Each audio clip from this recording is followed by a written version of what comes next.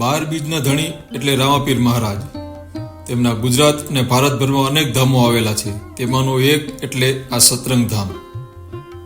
અહીં રામાપીર ઉપર લોકોને કેટલી શ્રદ્ધા છે તે અહીં લાગેલા હજારોની સંખ્યામાં બાળકોના ફોટા જોઈને આપણે ખ્યાલ આવી જશે. આ વિડીયોમાં આપણે તે ધામના દર્શન કરીશું. દર્શક મિત્રો, આ વિડીયો જોવા માટે મારી ચેનલને સબસ્ક્રાઇબ કરી બેલ આઇકન દબાવી દેશો, જેથી આપને મારા વિડીયો સૌપ્રથમ મળતા રહે. તો ચાલો વિડીયોની શરૂઆત કરીએ.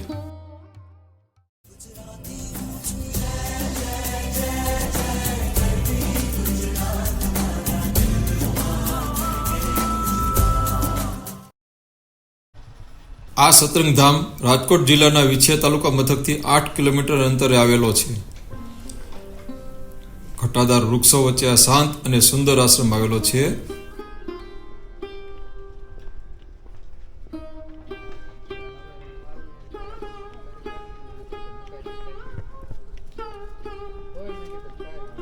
આશ્રમની બહાર આપને પ્રસાદી, શ્રીફળ વગેરે વસ્તુ મળી રહે છે.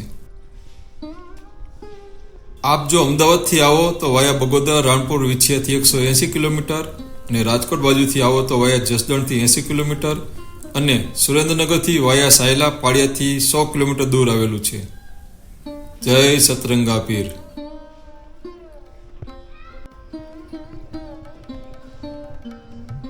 આશ્રમમાં પ્રવેશો એટલે આપને સ્વચ્છ અને રંગરોગનથી ભરપૂર પરિસર જોવા મળે.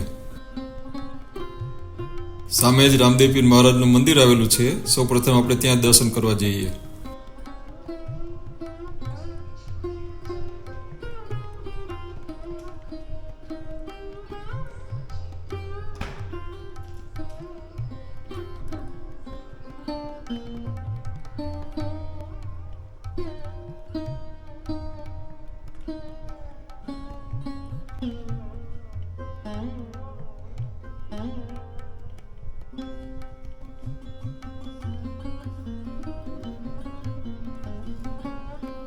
જય બાર બીજના ધણી, જય રામદેવજી મહારાજ. સૌને સાજા નરવા રાખજો, સૌનું સારું કરજો.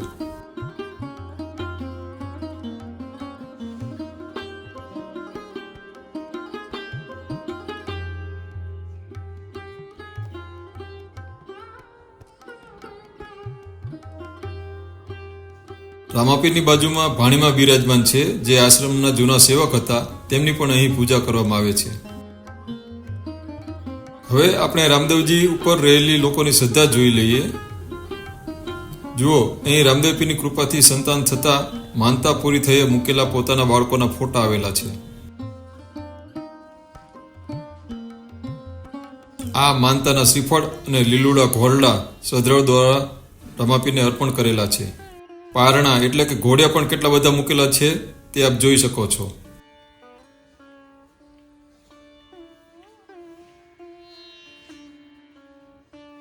અહીં પણ ફોટા લગાડવામાં આવેલા છે.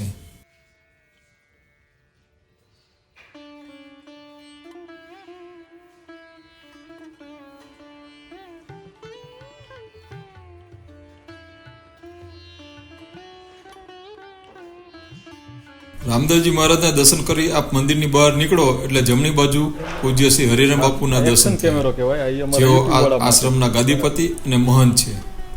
બાપુનો આવકારો મીઠો છે. કોઈ પણ શ્રદ્ધાળુ આવે તેને પ્રસાદનો સમય હોય તો પ્રસાદ, નહીં તો ચા વગર પાછો ન જવા દે.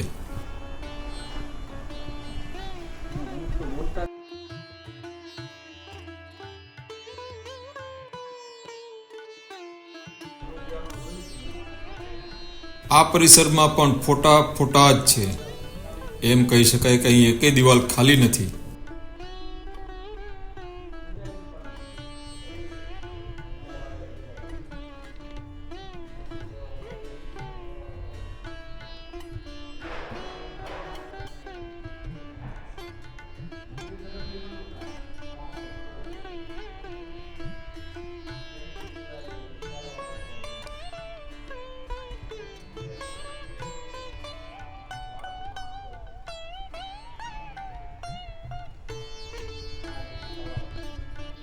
રામદેવજીના મંદિરની બાજુમાં આ મહાદેવનું મંદિર આવેલું છે, તેના પણ દર્શન કરીએ.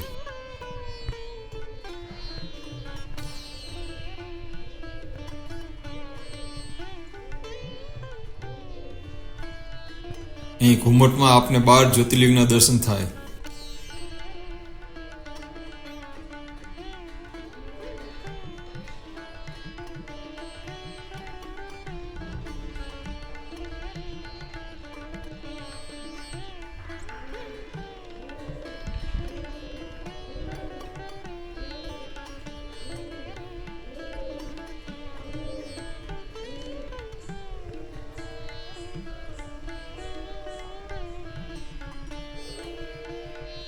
સીડી ચડીને ઉપર આવીએ એટલે આ રામ લક્ષ્મણ જાનકીજીના દર્શન થાય, જે મંદિર રામદેવપીરના મંદિર ઉપર જ આવેલું છે.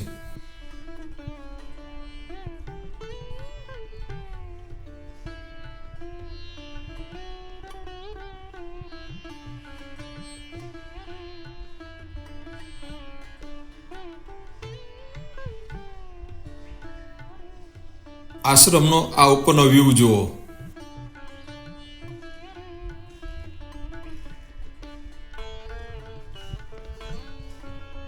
સામે દેખાય છે તે પ્રસાદ ભવન છે અને બાજુમાં ઉતારાની વ્યવસ્થા છે.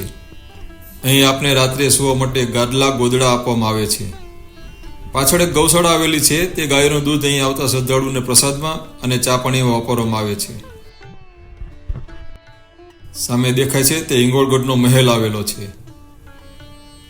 અહીં એક નાની નદીનું વહેણ છે. જો આપ ચોમાસાની ઋતુમાં આવો છો તો અહીંનો નજારો અદ્ભુત દેખાતો હોય છે.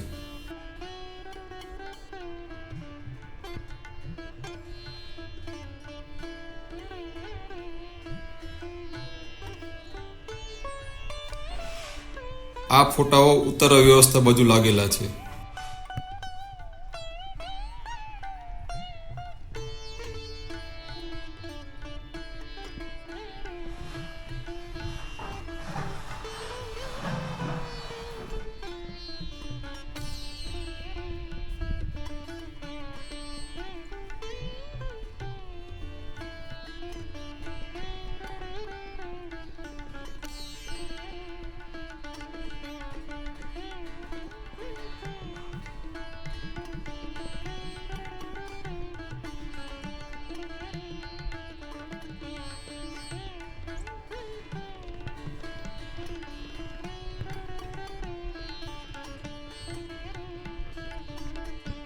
ચાલો અહીં આવેલું વિશાળ પ્રસાદ ભવન આપને દેખાડવું.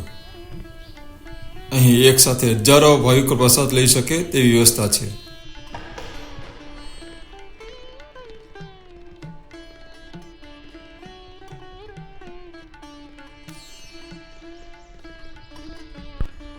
દર મહિનાની અજવાળી બીજે આપ અહીં આવો છો તો આપને મેળા જેવો માહોલ જોવા મળે છે અને અષાઢી બીજે તો ખૂબ મોટો ઉત્સવ મનાવવામાં આવે છે.